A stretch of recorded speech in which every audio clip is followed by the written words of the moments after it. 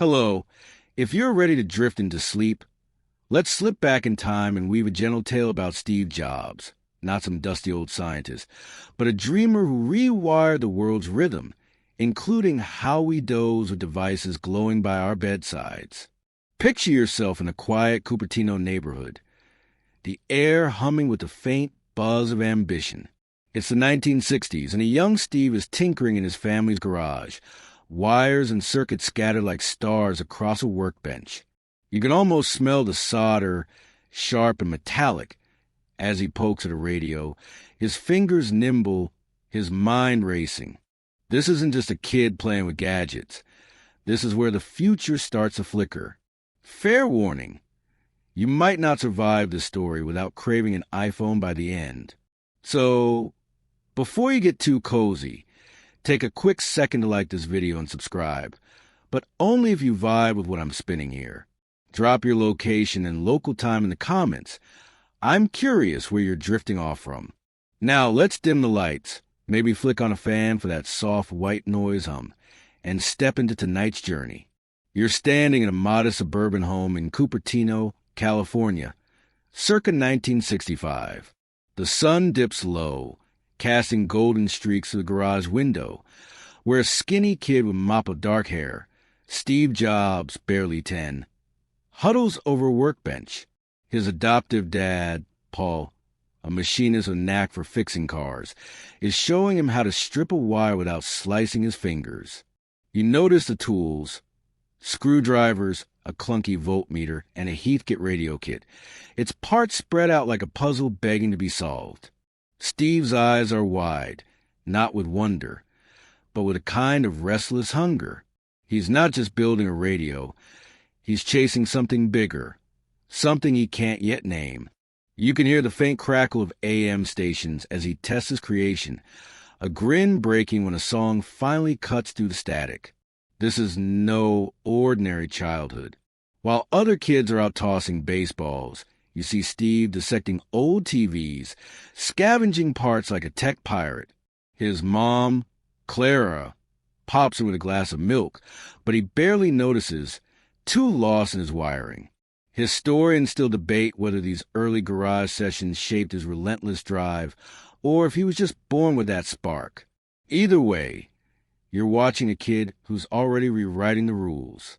There's a quirky detail here. Steve's first invention was a makeshift crystal radio, cobbled together with a clothespin and a penny. It wasn't pretty, but it worked. Kind of. You can't help but chuckle at the thought of him proudly showing it off, like he'd cracked the code to the universe. You wander through his neighborhood. The air wore with the scent of eucalyptus and fresh-cut grass. Cupertino's sleepy, but it's got this undercurrent, like something's brewing. Steve's pal, Bill Fernandez, lives nearby, and you catch them geeking out over electronics magazines, swapping ideas about circuits like kids trade baseball cards. Bill's dad, a hobbyist too, lets them mess with his gear, and you can feel the excitement as they dream up gadgets that don't exist yet. It's 1968 now, and Steve's a teenager, all lanky limbs and big ideas. He's not just into tech. He's obsessed with design, poring over his dad's car magazines for their sleek lines and curves. You notice he's got a poster of a Dylan record on his wall, the music's raw energy seeping into his bones. Think Different isn't a slogan yet, but you can see it forming in his squinting eyes. One day, you follow Steve to a local high school, Homestead, where he's already a bit of an oddball. He's not the guy acing math tests. Those are for conformists, but he's got this knack for charming teachers into letting him skip busy work. You overhear him debating a physics teacher about transistors, his voice sharp, almost cocky. It's 1971, and he's about to stumble into a pivotal moment. Enter Steve Wozniak, or Woz, a shy genius with a beard that looks older than he is. You're there when Bill introduces them. Two Steves sizing each other up in a school parking lot. Woz is all about the tech. Steve's about the vision. You can practically see the gears clicking as they talk about building something new, something that'll make people's jaws drop. Here's a historical anchor. In 1971, Intel releases a 4004, the world's first microprocessor, a chip that shrinks computers from room-sized beasts to something you could theoretically hold. Steve and Woz don't have one yet, but you can tell they're sniffing the wind, sensing the shift. They're not rich kids with fancy labs. They're scrappy, pooling pocket money for parts. You laugh quietly at one of their early schemes, a blue box device that mimics phone signals to make free calls. It's half prank, half genius, and totally illegal. Picture Steve, grinning like a fox, dialing random numbers from a payphone, the static buzzing like his own heartbeat. They sell a few to classmates, dodging cops in phone company suits. It's not about the money. It's about proving they can outsmart the system. You step back into the garage, where the air is thick with the smell of melting plastic and ambition. Steve's not just building circuits. He's building himself. You notice his diet's getting weird. Fruitarian phases, fasting for days, inspired by some book on Zen he found at a flea market. He's not sleeping much, but his energy's electric, like he's plugged into the grid himself. You can't help but smirk at the irony. A guy who will one day sell sleep-disrupting screens is already burning the midnight oil. Hey, you think he ever sleeps? You whisper no one, a little joke to keep things light. But as you watch him solder late into the night, you know this is just the start. The garage is small, but the ideas are massive, and you're right there, feeling the hum of something world-changing. You're standing on the leafy campus of Reed College in Portland, Oregon, in 1972, where the air smells of damp grass and rebellion. Steve Jobs, now a lanky 17-year-old with a mop of dark hair and a glint in his eye, is pacing the dorms, his bare feet slapping against the cool linoleum. You can feel the buzz of the era, protests, free love, and Dylan's voice crackling through portable radios. Steve's supposed to be a freshman, but you notice he's already dodging classes, chasing something bigger than a degree. His mind's a whirlwind, and you're swept along, watching him unravel the world in his own way. The scent of incense lingers as he debates philosophy with a classmate, his voice sharp, almost impatient, like he's racing against time itself. Reed the liberal arts haven, all ivy and idealism, but Steve's not here for grades. You see him auditing courses, cherry-picking what sparks his curiosity. Calligraphy, of all things, catches his eye. Picture him sitting cross-legged in a lecture hall, sunlight streaming through tall windows as he studies a swoop of serif fonts. It's quirky, almost absurd, how much he loves the curves of letters, but you can sense it's not just art. It's precision, beauty, something he'll carry forward.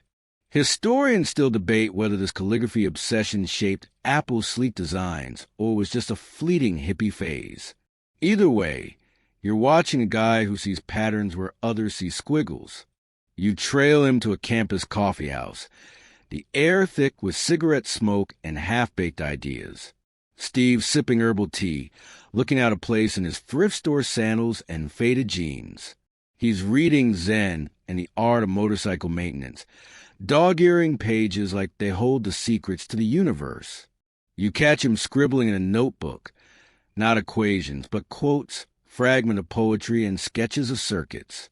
He's restless, dropping out officially after 6 months, but sticking around, crashing on friends' couches. You can't help but grin at the irony.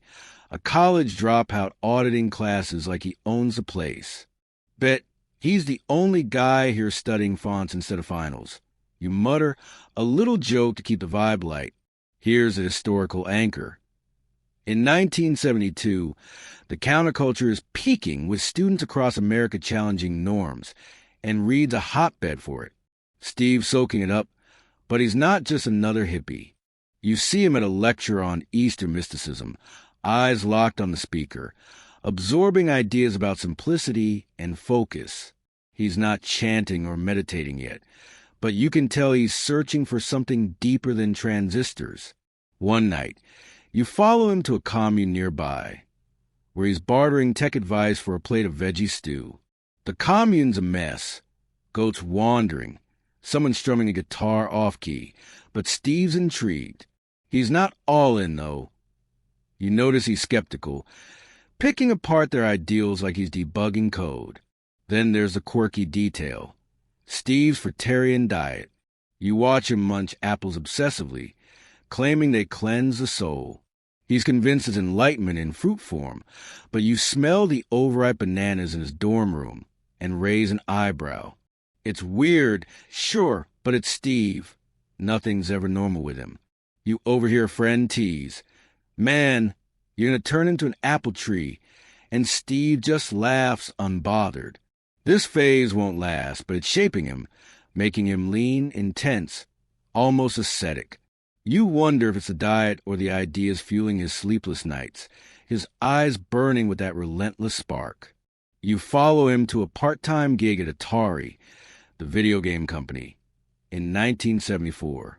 The office is a chaotic mix of pinball machines and cigarette haze, and Steve's the oddball in sandals, charming his way into a job. You see him tinkering with circuit boards for games like Pong, his fingers dancing over wires like a pianist. He's not just fixing tech. He's learning how to make it fun, intuitive. Atari's scrappy, and Steve fits right in, though his quirks, like refusing to shower, claiming his diet kills body odor, make co-workers roll their eyes. You chuckle quietly. Imagine the office debates. Does Steve smell like apples or arrogance? It's a silly thought, but it keeps you grounded as you watch him hustle. One day, you're with him in Wozniak, who's still his tech soulmate, geeking out over a new idea. They're at a diner, napkins scribbled with circuit diagrams, talking about computers that aren't just for nerds. You feel the energy. Steve's not content with Atari's games. He wants to build something personal, human. But first he's restless, craving a bigger perspective. You hear him talk about India, a spiritual quest inspired by Zen books. He's saved up from Atari, and you see him packing a duffel bag, ready to wander. It's 1974, and he's off to chase enlightenment, leaving circuits behind for now. As you watch him board a plane, the hum of engines blending with the chatter of travelers, you realize this isn't just a trip, it's a pivot. Steve's not running away. He's running toward something, even if he doesn't know what. You can still smell the apples on his breath. See the calligraphy notes stuffed in his bag. He's a rebel with a cause, and you're right there, feeling the weight of his dreams. The world's about to get a lot less sleepy, and you're along for the ride, wondering what this dropout will do next. You're standing in a dusty garage in Los Altos, California. In 1975, the air thick with the tang of solder and the faint sweetness of apples. Steve Jobs is back from India, his hair longer, his eyes sharper, like he's seen something the rest of the world hasn't caught up to yet. You can hear the hum of a fan struggling against the summer heat as he and Steve Wozniak, his tech wizard friend, hunch over a cluttered workbench. They're not just tinkering anymore. They're building something revolutionary. A computer for regular people, not just geeks in lab coats. The garage smells like ambition, with circuit boards and wires spilling across every surface like a mad scientist's dream. You're right there, watching the birth of Apple, and it feels like the world's about to tilt. Picture the scene. Steve, in a faded t-shirt and sandals, is pacing, his voice cutting through the clutter as he pushes Woz to simplify their design. Woz, with his bushy beard and quiet genius, is soldering a prototype, muttering about memory chips. You notice a cardboard box labeled Apple I in Steve's messy handwriting, a name inspired by his fruitarian days. Yep, you remember those apples he was obsessed with. It's quirky, almost laughable, that a tech giant's name came from a diet fad, but it's sticking. The Apple I isn't much to look at. A bare board with no case, no keyboard, just raw potential. But you can feel Steve's vision. He sees it in homes, not labs, and that's what sets him apart. Here's a historical anchor. In 1975, the Homebrew Computer Club is buzzing in Silicon Valley, a haven for hobbyists like Woz who trade ideas and circuits. You follow Steve and Woz to a meeting, the room packed with nerds and bell-bottoms, geeking out over microprocessors. Woz shows off the Apple I, and you hear the murmurs, some impressed, others skeptical. Steve's not the tech guy. He's the hype man, his eyes scanning the room, selling the idea of a computer anyone can use. Historians still debate whether Steve's charisma or Woz's engineering was the real spark for Apple's start, but you're watching them feed off each other, a perfect storm of brains and bravado. You lean in closer as they test the Apple I. It's clunky, hooked to a TV screen that flickers with green text. You can smell the ozone from the circuits. Hear the click of Woz's soldering iron as he tweaks a connection. Steve's already talking about the next step, a real computer, not just a board. You catch him sketching ideas on a napkin, his pen slashing bold lines for a machine that looks good, not just works. It's 1976 now, and they're selling the Apple I for $666.66, a price Steve picked because it sounded cool, not because he was summoning demons. You chuckle at the thought, what? No discount for the devil. It's a light jab, but it fits the garage's scrappy vibe. The quirky detail? Steve's still half hippie, burning incense to clear the energy, while Woz rolls his eyes. You spot a stick of sandalwood smoldering in a corner. It's smoke curling around a stack of circuit boards. It's weird, but it's Steve blending Zen with tech like it's the most natural thing. You can't help but smirk as Woz grumbles. This isn't a temple, Steve. Yet somehow it works. The garage is their temple, and they're building a new kind of altar, one that'll change how people live, work, and, lose sleep staring at screens. You step outside, the California sun dipping low, casting long shadows across the driveway. Steve's on the phone, hustling to get parts from suppliers who think he's just a kid. He's relentless, charming them with that intense stare you can't quite escape. You overhear him talking to a local electronics shop, convincing them to front him chips on credit. It's a gamble, but he's all in. You notice a neighbor peeking over the fence, curious about the noise from the garage. Just some kids messing with computers. They mutter, clueless that history's being made. You're tempted to whisper, give it a decade, buddy. But you hold back, savoring the moment. Back inside, Steve and Woz form Apple Computer on April 1st, 1976. No joke, though you can't resist a grin at the date. They're not a company yet. Not really, just two guys, a garage, and a dream. You see them shake hands, a pact sealed over a cluttered workbench. Steve's already talking about logos, insisting on something clean, elegant, like those calligraphy classes he loved back at Reed. You can still smell the incense, hear the faint hum of a TV screen, displaying their creation. It's small, messy, but it's a start. As you linger in the garage, the air feels electric, like you're standing at the edge of something massive, ready to ripple out and keep the world awake. You're standing in a cramped office in Cupertino, 1977, the air buzzing with a hum of new machines and the faint scent of coffee and ambition. Steve Jobs, now 22, is pacing like a caged panther, his sandals slapping the linoleum as he gestures wildly about the future. You're in the heart of Apple's early days, a tiny space packed with dreams bigger than the room can hold. Steve Wozniak's at a workbench, tweaking circuits, while a new guy, Mike Markula, scribbles numbers on a chalkboard. You can feel the energy. Apple's not just a garage project anymore. It's a company, and it's growing fast. The Apple II, their shiny new creation, is about to hit the world like a meteor, and you're right there, watching it take shape. Picture the Apple II.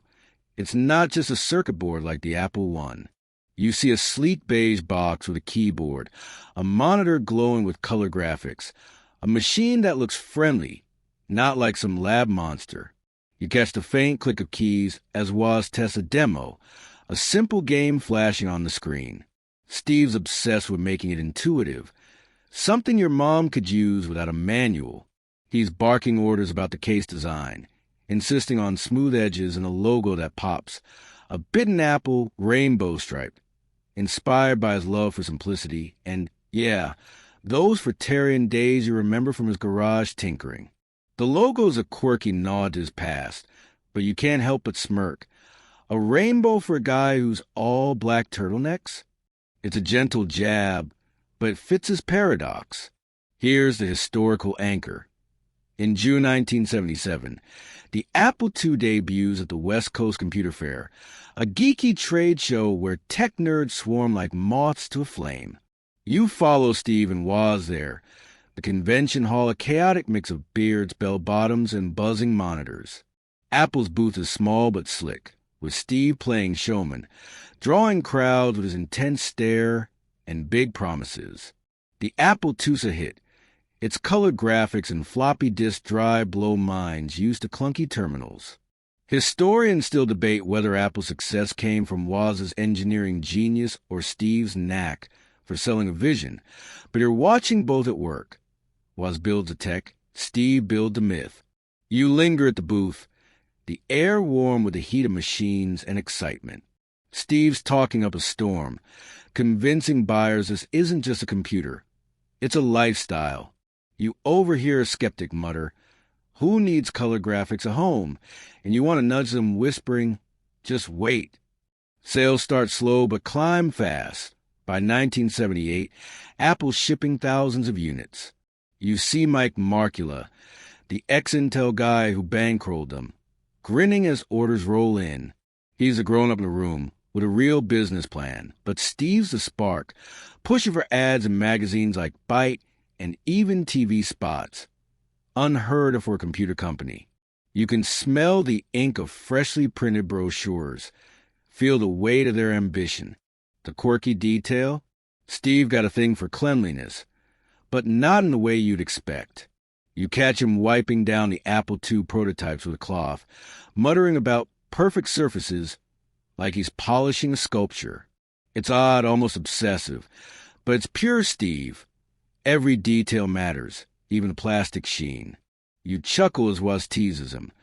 Gonna make the computer smell like apples too? It's a light moment, but it shows their dynamic. Woz keeps it real. Steve dreams in gloss. Meanwhile, the office is chaos. Boxes stacked to the ceiling, phones ringing off the hook, and Steve's already sketching ideas for the next machine, barely pausing to celebrate. You step outside, the California sun blazing, casting long shadows across the parking lot. Apple's new office is a step up from the garage, but it's still scrappy. Leaky ceilings, mismatched furniture. You overhear Steve on a call, charming a supplier for more chips, his voice equal parts honey and steel. He's not just selling computers. He's selling a future where tech feels human. You notice employees, a small but growing crew, buzzing with a mix of awe and exhaustion. Steve's relentless, pushing late-night coding sessions, and you can almost taste the stale pizza fueling their marathons. It's 1979 now, and Apple's valuation is soaring, millions already, with the Apple II a household name in tech circles. As you wander the office, you spot a prototype disk drive. Its whirring hum a reminder of how fast things are moving. Steve's not satisfied, though. You hear him rant about revolutionary designs, waving his hands like a conductor. He's already dreaming of a machine that'll make the Apple II look ancient. You can still smell that garage solder, hear the echo of Woz's soldering iron from those early days. The world's starting to notice Apple, and you're standing in the eye of the storm, feeling the pull of something massive. Steve's not just building computers. He's building a legacy, and you're right there, caught in its glow. You're standing in Apple's bustling Cupertino office in 1980, the air thick with the scent of fresh paint and the electric hum of ambition. Steve Jobs, now 25, struts through the chaos, his black turtleneck already a signature, his eyes burning with a vision that's outpacing everyone around him. The Apple II success has turned the company into a tech darling, but you can feel the tension. Steve's not content with good enough. He's obsessed with a Macintosh, a new project that's less a computer and more a manifesto, a machine so intuitive it feels like an extension of you. You're watching him rally a team, his voice sharp, almost hypnotic, as he paints a future where computers aren't just for nerds. The room smells of coffee and solder, and you're right there, caught in the storm of his dream. Picture the Macintosh team, hand-picked misfits, holed up in a corner of the office like pirates plotting a raid.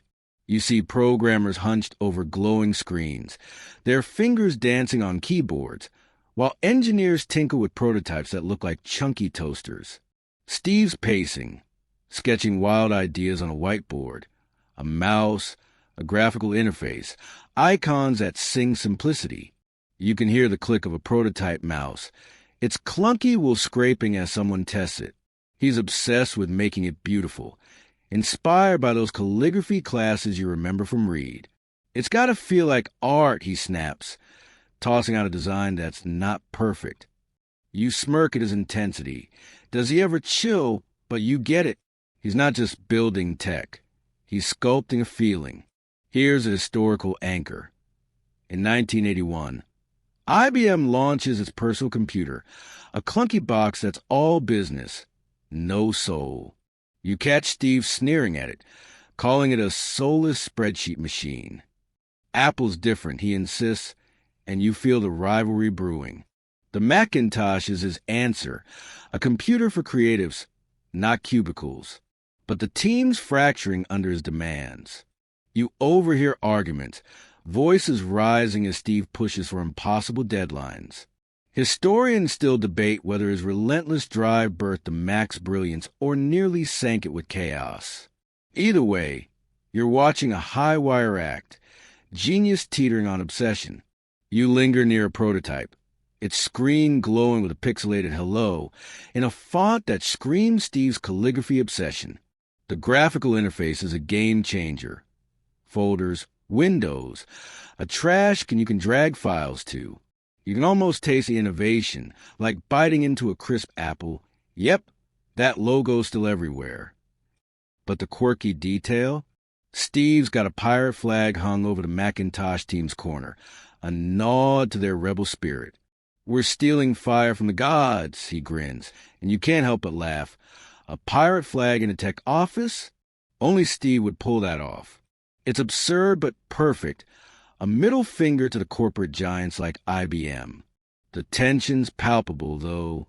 You see Steve clash with John Scully, the ex-Pepsi exec brought in to add polish to Apple's chaos. Scully's all suits and strategy, while Steve's raw energy, storming through meetings like a rock star. You overhear shouting match. Steve wants to pour millions into the Mac's launch, while Scully pushes for restraint. Think he'll ever compromise? You mutter to yourself, a little joke to cut the edge. The team's exhausted, working nights, fueled by pizza and Steve's charisma. You notice a programmer napping under a desk, a half-eaten slice beside him, and you feel the grind. Steve's pushing them to breaking points. You step outside, the California sun dipping low, casting golden streaks across the parking lot. Apple's office is bigger now, but it's still a startup at heart. Mismatched chairs, overflowing trash cans. You spot Steve staring at a mock-up of the Mac's case, his fingers tracing its curves like it's a sculpture. He's relentless about details, rejecting plastic that's too gray or buttons that feel cheap. You can still smell the garage days, that mix of solder and incense, but now it's layered with something bigger: money, pressure, expectation. By 1983, the Mac's nearing completion, but the fights are escalating. Steve's vision is crystal clear, but his temper's a wildfire, burning bridges with colleagues. As you watch him rally the team for another late-night push, you feel the weight of what's at stake. The Macintosh isn't just a product. It's Steve's soul in a box, a bet that people want tech that feels human. You hear the hum of a prototype booting up, see the glow of its screen in the dim office. The world doesn't know it yet, but this machine will change everything. How we work, create, even lose sleep staring at screens. You're standing in the eye of the storm, and as Steve's voice echoes, demanding perfection, you know the Macintosh is about to shake the world awake. You're standing in the fluorescent-lit chaos of Apple's Cupertino headquarters in 1985, the air sharp with the scent of overheated circuits and brewing coffee. Steve Jobs, now 30, is pacing like a storm cloud, his black turtleneck damp with sweat as he grapples with a crisis. The Macintosh, his dream machine, launched a year ago to fanfare, a Super Bowl ad that blew minds with its dystopian flair, but sales are sluggish and the company's fracturing. You can hear Ray's voices from a boardroom, the tension thick as Steve clashes with John Scully, the CEO he handpicked. You're right there, feeling the ground shift under Apple's empire as Steve's ousted, sent packing from the company he built. It's a gut punch moment, and you're witnessing his exile. Picture the scene. The Macintosh team, once his pirate crew, is splintering. You see engineers hunched over desks. Their screens glow with the Mac's friendly interface. But the mood's anything but friendly. Steve's vision, simple, beautiful tech, clash with Scully's push for profits. You overhear whispers of board meetings, where suits call Steve unmanageable. He's relentless, demanding perfection, but it's alienating everyone. You notice a prototype Mac. Its beige case scuffed, sitting like a relic of his dreams. The air smells of toner and frustration, and you can feel Steve's world unraveling, his charisma no match for corporate politics. Here's a historical anchor. In May 1985, Apple's board sides with Scully, stripping Steve of his leadership role. You're in the room when he gets the news, his face a mix of fury and disbelief. He's not just losing a job. It's like losing a limb. Historians still debate whether Steve's exit was inevitable, his temper and obsession with control clashing with Apple's growing bureaucracy, or if Scully's pragmatism betrayed a visionary. Either way, you see Steve storm out, his sandals slapping the floor, leaving behind a company that's soaring but soulless without him. You follow him to his car, a sleek Mercedes parked crookedly in the lot. The California sun is merciless, reflecting off the asphalt, and you catch Steve stare at the Apple building, his eyes narrowed like he's memorizing every brick. He's not done.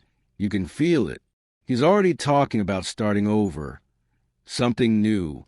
You hear him mutter about next, a company that'll be his revenge, his redemption. The quirky detail? He's still clinging to his Fratarian roots, munching a pear as he drives off, juice dripping on his shirt. You can't help but chuckle. Even in exile, the guy's eating like a monk. It's a small human moment in a seismic shift, keeping the vibe light as you watch him pivot. You're with him as he sets up next in the bare-bones office, a far cry from Apple's buzz. It's 1985, and he's pouring his heart into a new computer, one that's years ahead. Sleek, powerful, with an operating system that'll make coders swoon.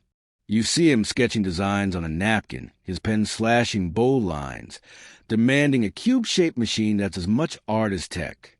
The air smells of fresh paint and defiance, and you hear him rallying a small team, ex-Apple rebels who followed him into the wilderness. "We're going to build something Apple wishes they had," he says, his voice a mix of venom and vision. You linger in the next office, watching programmers wrestle with code, their screens flickering with a new interface that's like the Mac's cooler cousin. Steve's obsessive, inspecting every pixel, demanding a black magnesium case that's perfectly precise. You overhear him on a call, charming investors with that old hypnotic stare, even as Apple's shadow looms. The quirky incense from the garage days is gone, replaced by the sterile scent of new carpet, but Steve's intensity burns brighter than ever. You notice a photo on his desk, him and Woz, young and scrappy, and you wonder if he misses those simpler times. Bet he dreams in binary now. You whisper, a little joke to ease the weight of his gamble. As you step outside, the Bay Area night is cool, stars blinking above. Steve's working late, his office light a lone beacon. Next is a long shot, and you know it, building a computer from scratch, competing with Apple. is madness. But you see his jaw set, his hand sketching futures only he can see. You can still hear the echo of Apple's boardroom, the sting of betrayal. But Steve's not broken. He's a phoenix, ashes smoldering, ready to rise. You're standing at the edge of his exile, feeling the pull of his next act, knowing whatever he builds will keep the world awake, whether they're ready or not. You're standing in a sleek, sparsely furnished office in Redwood City, California, in 1986, the air carrying the faint scent of polished wood and new electronics. Steve Jobs, now 31, is leaning over a drafting table, his eyes locked on a blueprint for the next first computer, a black cube that looks like it fell from a sci-fi movie. You can feel the intensity radiating off him, a mix of defiance and focus after his exile from Apple. The room hums with the quiet whir of prototypes and the scratch of pencils as his small team tinkers with code and hardware.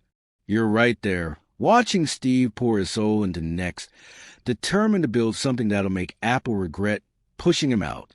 The stakes are high, and the air crackles with his ambition. Picture the Next cube. It's not just a computer, it's a statement. You see its magnesium case, matte black and perfectly geometric, sitting like a modern art piece. Steve's obsessed with its design, demanding precision down to the millimeter. You hear him snap at an engineer. The screws have to feel right, as if screws could have feelings. It's classic Steve, chasing perfection in every detail, from the cube's angles to its futuristic operating system. You catch a glimpse of the screen, glowing with a graphical interface that's light years ahead of anything else. Windows, icons, and a smoothness that makes the Mac look clunky. The air smells of fresh circuit boards, and you can almost taste Steve's need to prove himself. Here's a historical anchor. In 1988, Next unveils its first computer, the Next Workstation, at a lavish event in San Francisco. You're there in the crowd, the auditorium buzzing with tech geeks and reporters. Steve takes the stage, his voice steady but electric, demoing the machine's power, object-oriented programming, a digital signal processor for crystal-clear audio, and a system so advanced universities like Stanford are already clamoring for it. Historians still debate whether Next Tech was visionary or overambitious, its $6,500 price tag alienating all but elite buyers. But you're watching Steve sell it like a prophet, his charisma filling the room, making you believe this cube could change the world. You linger in the Next office, with a team small but fierce, ex-Apple loyalists and fresh talent, all caught in Steve's orbit. You hear the click of keyboards, the hum of a laser printer spitting out specs. Steve's pushing for features that sound insane, built-in Ethernet, a rewritable optical disc. He's not just building a computer. He's building a future where networks rule. You notice a quirky detail. Steve insists on a dictionary built into the operating system, complete with Shakespeare quotes. You smirk, imagining coders grumbling. Who needs Hamlet in a computer? It's odd, but it's pure Steve, blending tech with art like those calligraphy classes you saw him fawn over at Reed. The pressure's intense, though. You overhear Steve on a call, sweet-talking investors as funds burn fast. Next bleeding cash, and the cube production is hitting snags. Custom chips are delayed, costs are ballooning. You see him pace, his hands slicing the air as he rallies the team, his voice equal parts inspiration and impatience. We're not just competing with Apple, he says. We're rewriting the rules. You feel the weight of his gamble. Next is his shot at redemption, but it's a tightrope. You catch a programmer muttering about Steve's late-night demands, and you can't help but whisper, "Guy's gonna need a nap someday." It's a light jab, keeping the vibe soft as you watch the chaos unfold. You step outside, the Bay Area dusk settling in, the sky streaked with pink and orange. The Next office is a far cry from Apple sprawl, lean, almost monastic, reflecting Steve's focus. You spot him staring at a prototype, his fingers tracing the cube's edges like it's a sacred artifact. He's different now, harder, more driven, the sting of Apple's betrayal fueling him. You can still smell the faint incense vibe from his hippie days, but it's buried under ambition. By 1989, next is shipping machines, but sales are slow, too expensive, too niche. Yet you see glimmers of genius. Tim Berners-Lee will soon use a NextCube to create the World Wide Web, a fact that makes you pause, feeling the ripple of history. As you linger, you hear Steve talk about software, not just hardware. The next operating system, next step, is his real bet, flexible, powerful, a foundation for the future. You watch coders wrestle with its code, their screens glowing late into the night. Steve's not just building a machine. He's planting seeds for a tech revolution, even if the world's not ready yet. You're standing in the shadow of his vision, feeling the pull of what's to come, knowing this exile is forging something that'll keep the world awake, one pixel at a time. You're standing in a cluttered studio in Emeryville, California, in 1986. The air tinged with the smell of paint, coffee, and the faint hum of creative chaos. Steve Jobs, fresh off his Apple exile, is pacing through a small animation company he's just bought, a scrappy outfit called Pixar, spun off from Lucasfilm's graphics division. You see him, 31, his black turtleneck a stark contrast to the colorful sketches pinned to the walls. He's not here to make cartoons. He's betting on tech to revolutionize storytelling. You can feel the energy, raw, unpolished, like the garage days you remember, but now it's about pixels, not circuits. You're right there, watching Steve dive into a new world, one that'll change how stories keep us awake at night. Picture Pixar's early days, a handful of animators and coders, their desks littered with coffee mugs and storyboards. You notice a clunky computer rendering a 3D image, a lamp of all things, bending and hopping like it's alive. Steve's intrigued, his eyes locked on the screen as John Lasseter, a wide-eyed animator, explains how software can make characters feel real. The air smells of fresh paper and ambition, and you hear the word of a RenderMan prototype, Pixar's cutting-edge graphics tech. Steve's not an artist, but you see him pushing the team to blend tech and creativity, demanding something no one's seen before. It's classic Steve, chasing the impossible, his voice sharp but inspiring. Here's a historical anchor. In 1986, Steve buys Pixar for $5 million, a bargain for George Lucas, who's offloading it to focus on Star Wars. You're there as Steve pours money into the company, betting on its image computer, a beast for rendering complex graphics, aimed at scientists and studios. It's a flop commercially, but you see its tech laying the groundwork for something bigger. Historians still debate whether Steve's Pixar gamble was visionary or a desperate pivot from next struggles, but you're watching him lean in, funding short films to showcase Pixar's potential. The room buzzes with possibility. Even if the bank account's groaning, you linger near a storyboard for a short called Luxo Jr., the hopping lamp that's stealing everyone's heart. You hear Lasseter pitch it to Steve, his voice nervous but passionate, while Steve nods, seeing the spark of something universal. The quirky detail? Steve's got a thing for naming projects after his daughter, Lisa, like the Apple computer you remember from his garage days. He's not sentimental, but you spot a framed photo of her on his desk, a rare soft spot in his steely focus.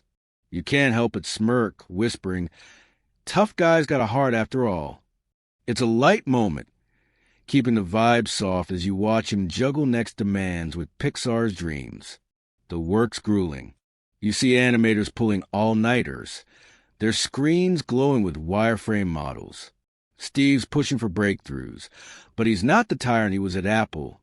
Yet, he's learning to let creatives breathe, though you catch him micromanaging the image computer's design, insisting on a sleek case, even if it's for nerdy labs. You hear him on a call, charming Disney execs to fund a short film, his voice all honey and hustle. Pixar's bleeding cash, and you feel the tension. Steve's betting his fortune on this, and Next's not exactly printing money either. The air's thick with risk, But you see his eyes light up when Luxo Jr. screens at a 1986 conference, earning gasps and applause. You step outside, the Bay Area night cool and quiet, stars glinting above. Pixar Studio is a far cry from Apple's polish. Leaky ceiling, mismatched chairs, but it's alive with ideas. You spot Steve staring at a monitor, watching the lamp's final render. Its movement so lifelike it feels like a friend. By 1989, Pixar shorts are winning awards, and you hear whispers of feature film. Something about toys that talk. Steve's not just funding tech. He's funding stories that'll redefine animation. You can still smell the solder from his Apple days, but now it's mixed with the scent of pencil shavings and dreams. Bet he didn't see this coming in India, you mutter, a little joke to ease the weight of his gamble. As you linger, you see Steve balancing two worlds, next high-stakes tech and Pixar's creative leap. He's stretched thin, but you sense he's found something here, a way to shape culture, not just computers. You hear the faint click of a keyboard, the hum of a renderer working overnight. Pixar is not a win yet, but you feel the ripple, stories that'll keep kids and adults alike glued to screens, losing sleep in the best way. You're standing in the heart of revolution, watching Steve, the exiled dreamer, build a new kind of magic. You're standing in the dim glow of Apple's Cupertino headquarters in 1997, the air heavy with the scent of stale coffee and the faint hum of fluorescent lights. Steve Jobs, now 42, is back, lean and tense, his black turtleneck like armor, as he strides through a company on life support. You can feel the desperation. Apple's bleeding cash, its stocks in the gutter, and the Macs losing ground to Microsoft's Windows. But Steve's return, after a decade in exile, is electric. He's not just a founder. He's a savior, or maybe a wrecking ball, ready to rebuild. You're right there, watching him take the reins, his eyes scanning the chaos like a general on a battlefield, plotting a comeback that'll keep the world buzzing. Picture the scene. Apple's offices are a mess. Outdated Macs cluttered desks. Morale's as low as the stock price. You see Steve in a boardroom, his voice sharp, slicing through excuses as he demands focus. He's interim CEO now, a title he shrugs off, but you know he's all in. The air smells of ink from financial reports screaming red, and you hear the click of projector as Steve pitches a lifeline, a $150 million investment from Microsoft, of all places. It's a gut punch for Apple loyalists, but you see Steve's pragmatism, swallowing pride to save his empire. He's not here to play nice. He's here to win. Here's a historical anchor. In August 1997, at the Macworld Expo in Boston, Steve announces the Microsoft deal, a bombshell that stuns the crowd. You're there, feeling the room's mix of shock and relief as he takes the stage, his presence commanding despite the boos for Bill Gates' face on a giant screen. The deal keeps Apple afloat, but Steve's real move is slashing, killing failing products like the Newton, firing half the executives, streamlining everything. Historians still debate whether Steve's ruthless cuts saved Apple or just delayed its doom, but you're watching him wield the axe with surgical precision, his vision clear.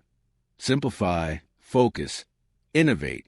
You linger in a meeting where Steve's grilling the design team, his hands waving over a whiteboard scrawled with ideas.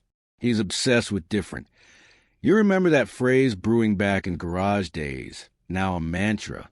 He's pushing for a new computer, something bold to signal Apple's revival. You see sketches of a colorful, curvy machine, nothing like the beige boxes choking the market. The air's thick with tension as engineers argue feasibility, but Steve's relentless, his voice low but unyielding.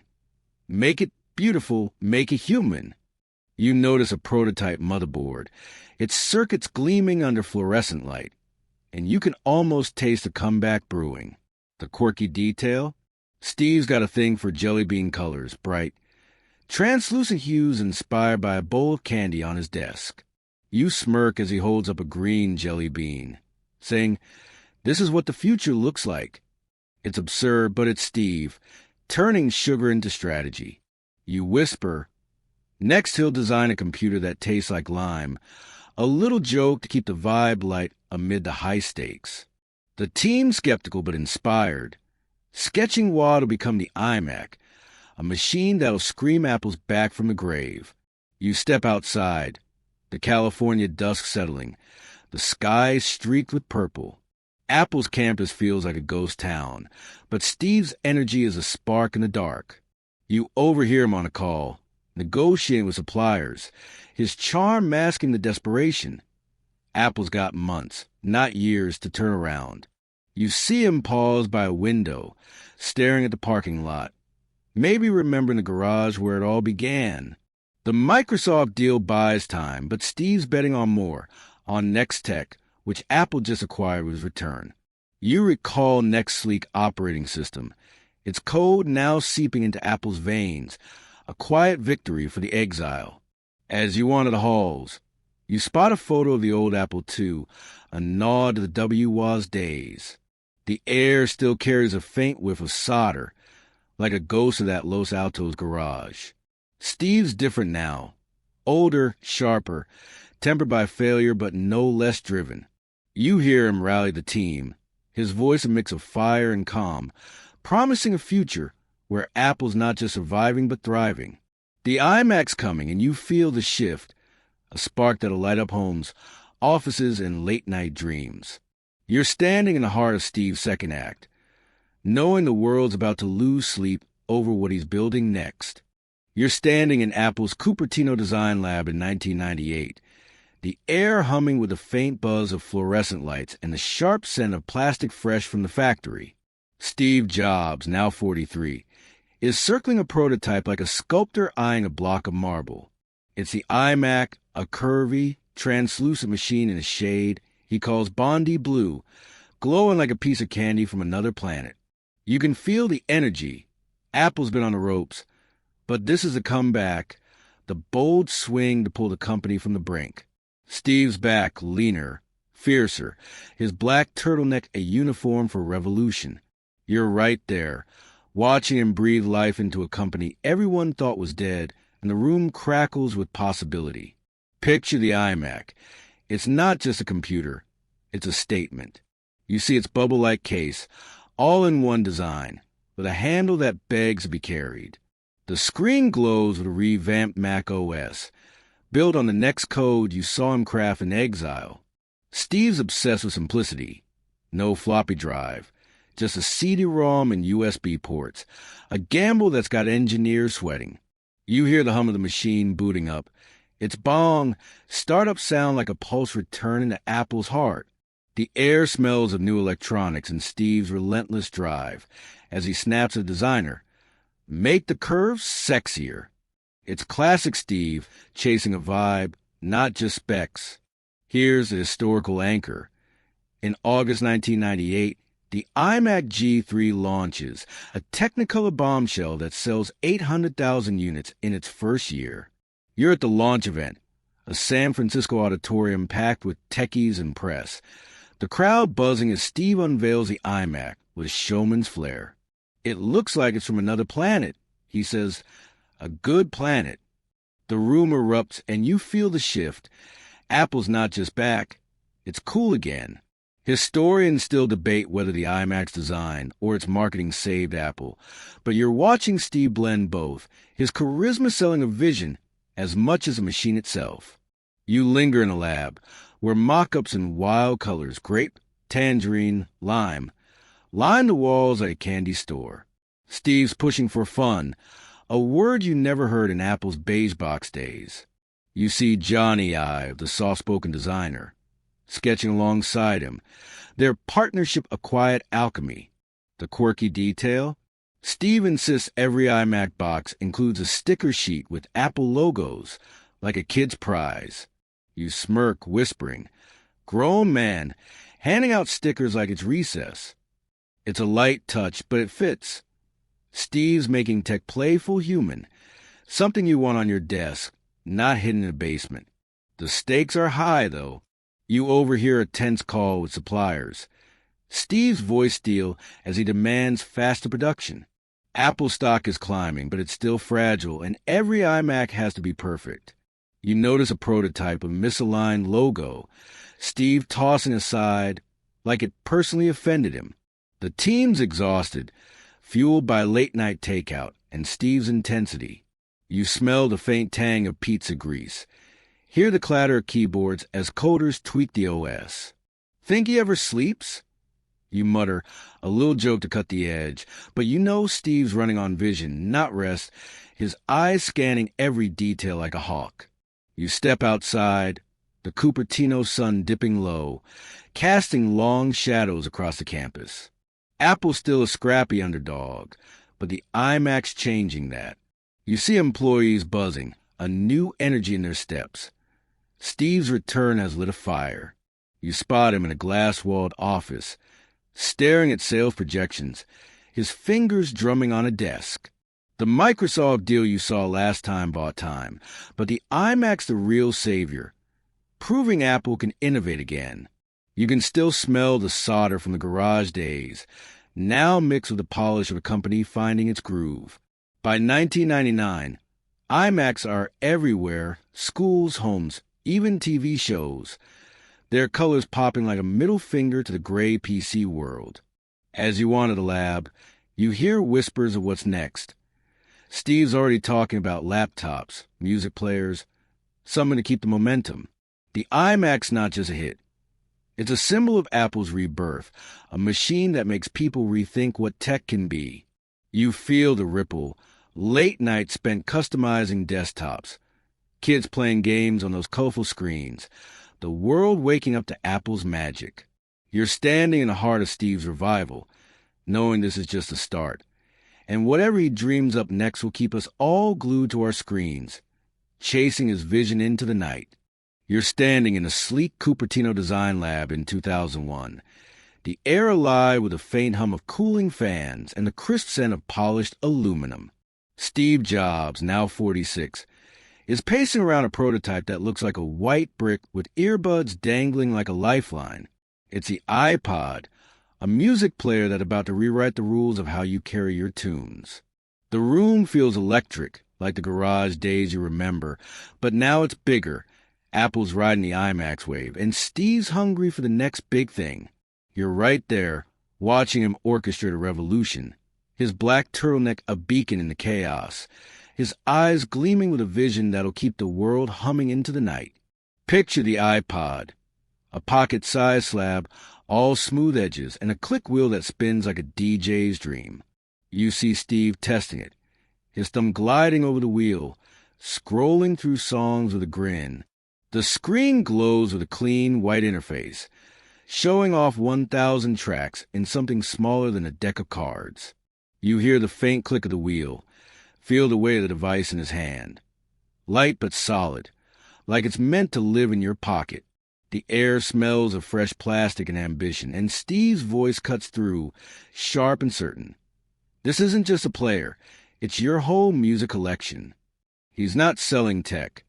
He's selling freedom. Here's a historical anchor. In October 2001, Apple launches the iPod, a gamble that redefines portable music. You're at the launch event, a small Cupertino theater packed with reporters and techies, the buzz palpable as Steve takes the stage. Music's a part of everyone's life, he says, pulling the iPod from his jeans with a flourish. The crowd gasps. It's sleek, simple, and nothing like the clunky MP3 players out there. Historians still debate whether the iPod's tech or its design drove its success, but you're watching Steve blend both, his charisma making you believe you need this thing, even if you don't own a single CD.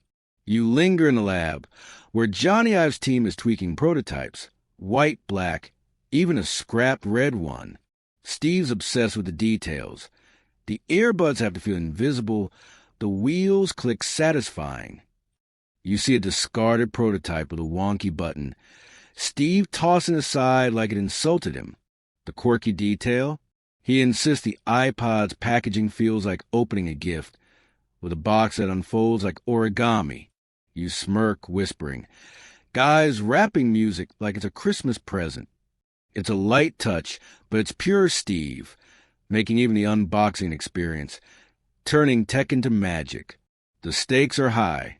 You overhear a tense meeting where execs question the iPod's price, $3.99, steep for a music player. Steve's unfazed, his voice steel. People will pay for something this good. You feel the risk. Apple's betting big, and the music industry skeptical, still clinging to CDs. You notice a stack of burned CDs on a desk. Test playlists of the iPod, and you can almost hear the songs, Dylan, the Beatles, blaring through those white earbuds. The team's working late, fueled by takeout and Steve's relentless drive. Think you ever listen to chill music? You mutter, a little joke to ease attention, but you know Steve's wired for intensity, not relaxation. You step outside, the Cupertino night cool, stars blinking above. Apple's campus is buzzing now, the iMac success fueling confidence. But the iPod's a leap into uncharted territory. You see Steve in a glass-walled office, scrolling through his own iPod, earbuds in, lost in thought. He's already talking about a music store, iTunes, a digital jukebox to feed the iPod's hunger. You remember the next days, that sleek operating system now powering Apple's revival, and you feel the thread. Steve's always building ecosystems, not just gadgets. The air still carries a faint whiff of solder, a nod to the garage, but now it's mixed with the polish of a company hitting its stride.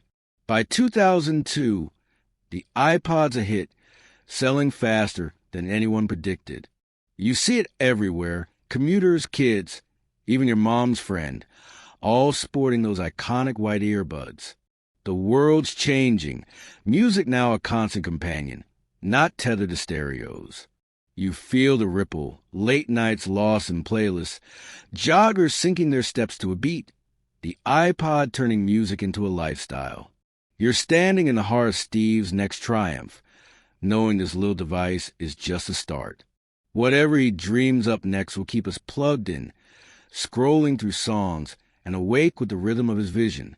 You're standing in a sleek Cupertino conference room in 2007, the air tingling with the scent of fresh coffee and the electric hum of anticipation. Steve Jobs, now 52, is pacing before a giant screen, his black turtleneck crisp, his eyes alight with fire that feels like it's been burning since the garage days you first saw. He's holding a slim, glassy rectangle, no buttons, just a glowing touchscreen. It's the iPhone, a device that's not just a phone but a music player, an internet browser, a pocket revolution. You're right there, watching and prepared to unveil a gadget that'll redefine how the world connects, works, and stays up way past bedtime. The room crackles with the weight of what's coming. Picture the iPhone, a slab of glass and aluminum, so sleek it feels like it's from the future. You see Steve swiping the screen, his fingers dancing as apps spring to life. Email, maps, music, all in one place. The air smells of polished metal and ambition, and you hear the soft tap of his fingers on the prototype, testing a call, a song, a web page. He's obsessive, grilling engineers on the glass's durability, the touch's precision. It's got to feel like magic, he says, his voice low but commanding. You remember his calligraphy obsession from Reed, that love for beauty, and it's here. Every pixel, every curve screams intention. Here's a historical anchor. On January 9th, 2007, Steve unveils the iPhone at Macworld in San Francisco, a keynote that shakes the tech world. You're in the crowd, the auditorium buzzing with reporters and fans, their gasps audible as Steve demos the touchscreen, pinching to zoom, swiping to scroll. A phone, an iPod, an internet communicator.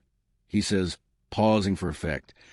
These are not three devices. This is one.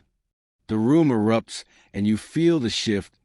Nokia, BlackBerry, they're dinosaurs now.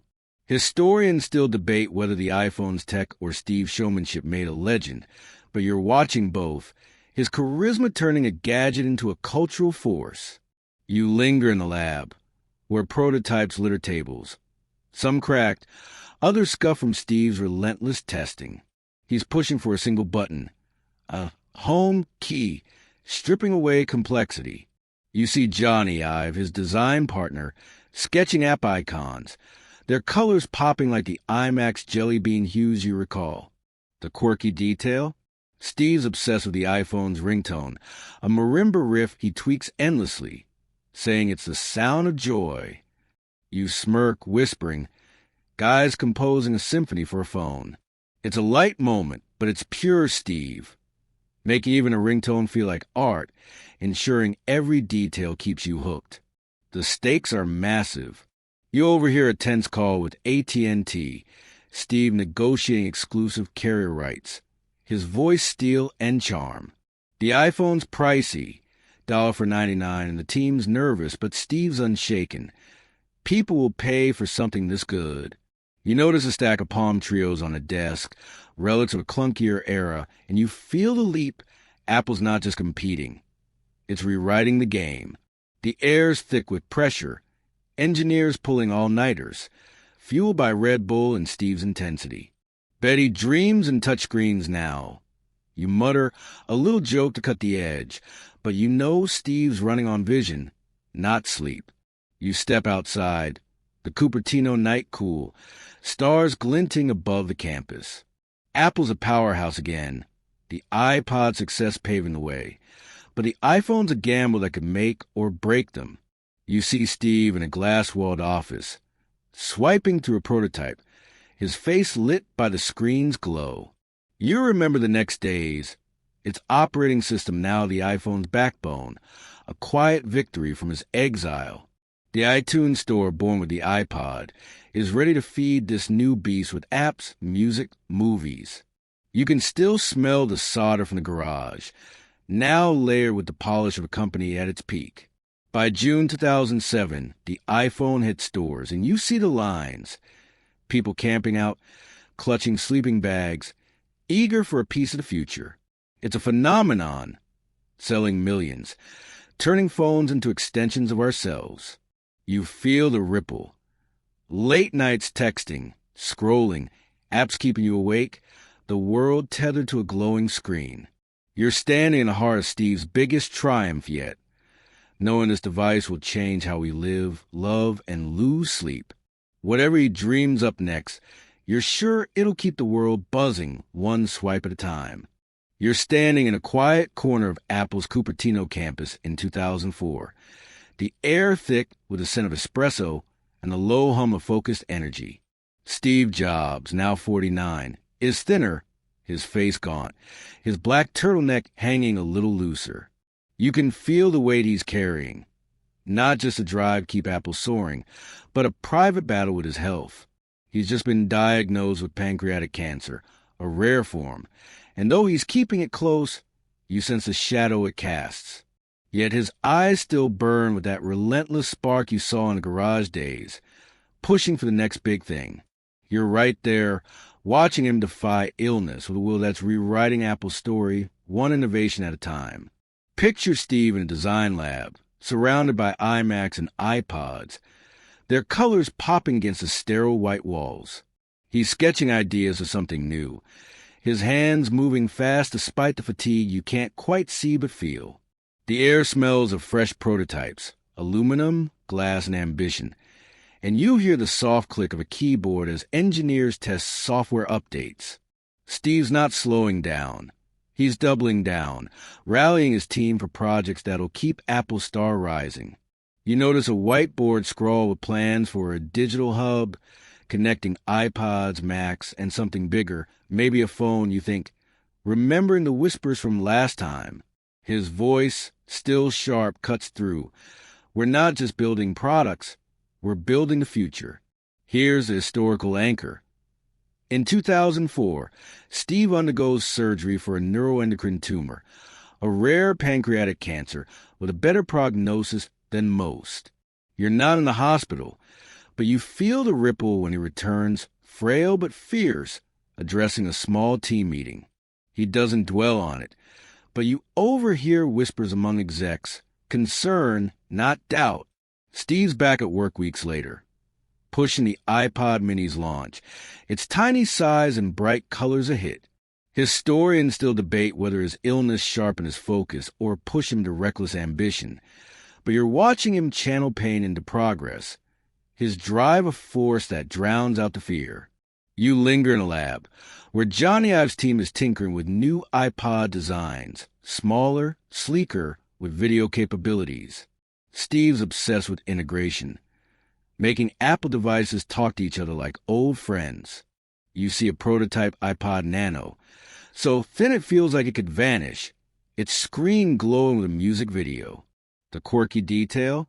Steve insists on a shuffle feature for random playback, calling it Life's Playlist. You smirk, muttering, "Guys turning cancer into a mixtape metaphor." It's a light jab, but it fits. Steve's weaving chaos into creativity, making tech feel like a companion, not a tool. The pressure's intense, though. You overhear a tense call with suppliers. Steve's voice steady but strained, pushing for faster chip production. His health's a secret to most, but you notice he's skipping meals, sipping juice instead. Echoes of his fruitarian days you saw at Reed. The team stretched thin, working late to meet his deadlines, the air thick with takeout grease and determination. You spot a photo of his kids on his desk, a rare glimpse of softness, and you feel the stakes. He's not just fighting for Apple, but for time, for legacy. Bet he's outworking his own doctors. You whisper, a little joke to ease the heaviness. But you know Steve's running on sheer will. You step outside, the Cupertino dusk settling. The sky is soft purple. Apple's campus is alive, buzzing with the iPod success and whispers of phone in the works. You see Steve in a glass-walled office, reviewing sales charts, his face lit by a max glow. The iPod selling millions, turning Apple into a cultural force. But his health battle looms. You remember the next days, how failure forged him, and now illness is doing the same, sharpening his edge. The air still carries a faint whiff of solder, a nod to the garage, but now it's layered with the polish of a company redefining tech. By 2005, Steve's pushing harder, unveiling the iPod video and laying groundwork for the iPhone you saw brewing. He's public about his cancer now, but only barely, framing it as a victory over death. You feel the ripple. Employees inspired, fans loyal, the world watching as Apple stock climbs. Steve's not just building devices. He's building a story of resilience, one that keeps people glued to their iPods, their Macs, their dreams of what's next. You're standing in the heart of his fight, knowing his health may falter, but his vision's keeping the world awake, one relentless step at a time. You're standing in a buzzing Cupertino design lab in 2009, the air sharp with the scent of polished glass and the soft hum of cooling fans. Steve Jobs, now 54, is frielier but fiercer, his black turtleneck a constant as he leans over a prototype that looks like a giant iPhone. Its screen glowing with a grid of colorful apps. It's the iPad, a tablet that's not just a device, but a new way to touch the digital world. You feel the weight of his health battles. Cancer shadow looms, a liver transplant behind him, but his eyes burn with that same relentless spark you saw in the Los Altos garage. You're right there, watching him push Apple into a new era, one that'll keep fingers swiping and eyes glued well past bedtime. Picture the iPad, a sleek slab of glass and aluminum, so thin it feels like a magazine, but alive with possibility. You see Steve swiping through a digital newspaper, pinching to zoom, his fingers moving with a grace that belies his fatigue. The air smells of fresh prototypes and ambition, and you hear the soft tap of engineers testing touch responses, the screen flickering with e-books, videos, games. Steve's voice cuts through, calm but commanding. This isn't a computer. It's how you'll read, watch, create. He's not just selling a tablet.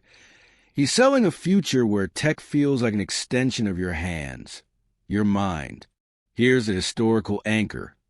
On January 27th, 2010, Steve unveils the iPad at a San Francisco event. His keynote a masterclass in showmanship despite his weakened frame. You're in the crowd, the auditorium electric with anticipation, as he sits on a couch, demoing the iPad like it's a friend. "It's magical," he says, flipping through a photo album, and the crowd leans in, mesmerized. The iPad's a risk. Critics call it an oversized iPhone, but it sells millions, redefining computing. Historians still debate whether the iPad's simplicity or Steve's vision drove its success, but you're watching him blend both. His charisma making you believe this slab will change how you live. You linger in a lab, where Johnny Ive's team tweaks prototypes, thinner glass, smoother edges. Steve's obsessive, rejecting a bezel that's too clunky, demanding a battery life that outlasts a cross-country flight. You see a discarded prototype. Its screen cracked from stress tests, and you feel the pressure. Apple's riding high on the iPhone, but the iPad's a gamble to carve out a new category. The quirky detail? Steve insists on a virtual keyboard that feels like typing on light. You smirk, whispering, "What's next? A screen that hugs you back?" It's a light jab, but it fits. Steve's chasing a tactile magic, making tech feel alive, keeping you hooked on every tap. The stakes are sky high. You overhear a tense meeting, Steve pushing suppliers for better touchscreens, his voice steady despite the strain in his eyes. His health's fragile. Chemo and transplant recovery take their toll, but he's relentless, working from home when he can't make the office. You notice a photo of his family on his desk, a quiet anchor amid the chaos, and you feel the clock ticking. The team's exhausted, fueled by late-night sushi and Steve's intensity. Bet he's out working his own doctors again. You mutter, a little joke to ease the heaviness. But you know he's racing time, pouring his soul into this tablet. You step outside, the Cupertino night crisp. Stars faint above the campus glow. Apple's a juggernaut now. iPhone, iPod, Mac, all thriving. But the iPad's a bold leap, bridging laptops and phones. You see Steve in a glass-walled office, swiping through an iPad, his face lit by its glow, almost serene. You remember the next days, its operating system now powering this new era, a thread from his exile woven into triumph. The App Store born with the iPhone is ready to explode with iPad apps, games, books, tools that'll keep you up, scrolling through a digital world. By 2010, the iPad's a phenomenon in schools, homes, even hospitals. You see kids drawing on them, doctors checking charts, families streaming movies. The ripple's massive. Late nights reading ebooks, playing games, the world curled up with a glowing screen. You're standing in the heart of Steve's latest victory. Know his health's fading, but his vision's brighter than ever. The iPad's not just a device. It's a window to a future he's built, one that'll keep us awake, tapping, dreaming, long after he's gone. You're standing in the soft glow of Apple's Cupertino campus in 2011, the air heavy with the scent of polished glass and the quiet hum of a company at its zenith.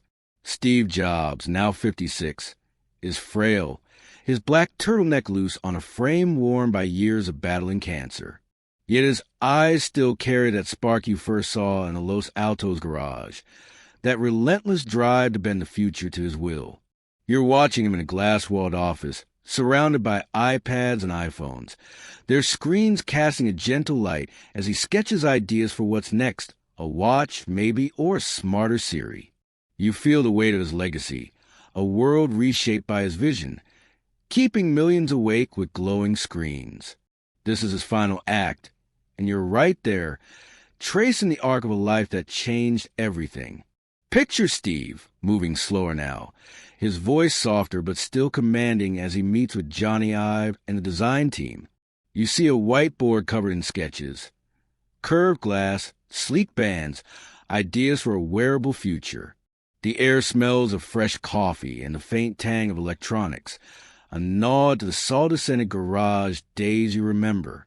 He's pushing for perfection, even now, critiquing a prototype's weight, its feel. It's got to disappear on you, he says, his words carrying the same intensity that birthed the Apple II, the Mac, the iPhone. You hear the soft tap of an iPad screen, engineers testing apps, and you know this is more than tech. It's a story Steve's been telling since he was a kid with a soldering iron. Here's a historical anchor. In October 2011, Steve steps down as Apple CEO, his health failing, passing the torch to Tim Cook. You're not at the announcement, but you feel its ripple across the campus. Employees quiet, some teary, all aware this is the end of an era. Just weeks later, on October 5th, he passes away, leaving a legacy that's not just products but a way of thinking. Historians still debate whether Steve's genius was in his designs or his ability to make us crave them, but you're watching his final days, his focus unwavering, pushing for one last keynote, the iPhone 4S with Siri, a voice to the future. You linger in the office, where photos of his family mix with prototypes, a rare glimpse of the man behind the myth. The quirky detail? Steve's been doodling Apple logos on a notepad, like he did as a teen, a habit that never left. You smirk, whispering, still drawing fruit in his final act. It's a light touch, keeping the vibe soft as you feel the weight of his departure. His desk is cluttered with iPads. Their screens glow with apps that change how we read, play, connect. You see him swipe through one, smiling faintly at a photo slideshow, and you sense he knows. This is his masterpiece, a world where tech feels human, personal, alive. The stakes have never been higher. You overhear a hushed call, Steve checking in with Tim Cook, his voice calm but firm, ensuring Apple's future. His health's a shadow, but he's still the conductor, guiding the orchestra. You notice a worn copy of Dylan's lyrics on a shelf, a nod to his Reed College days, and you feel the thread, his love for art, simplicity, rebellion, woven into every device. The team's solemn, working late, fueled by takeout and Steve's lingering presence. Bet he's designing Heaven's UI now. You mutter, a little joke to ease the ache, but you know he's left everything on the field, his vision complete. You step outside, the Cupertino night cool, stars faint above the campus's glow. Apple's a titan now. iPhone, iPad, Mac, all cultural forces, their screens lighting up lives worldwide.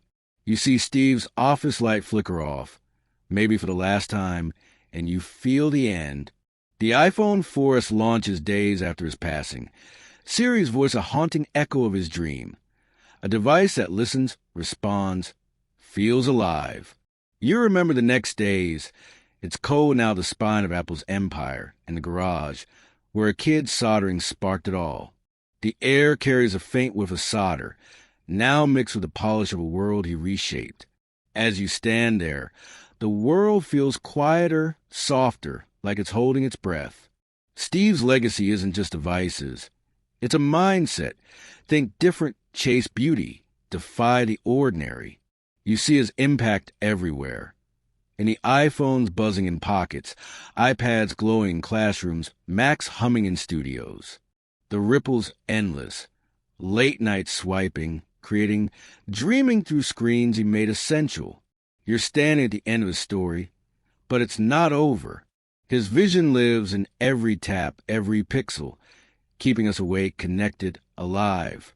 Now, let the night settle around you, the stars a soft canopy above. Picture Steve's creations, those glowing screens, those sleek designs.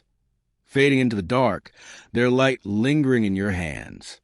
His story drifts like a lullaby, weaving through the devices that change how you live, love, dream. Feel the weight of his journey. From a garage to a global stage, now resting in the quiet of this moment.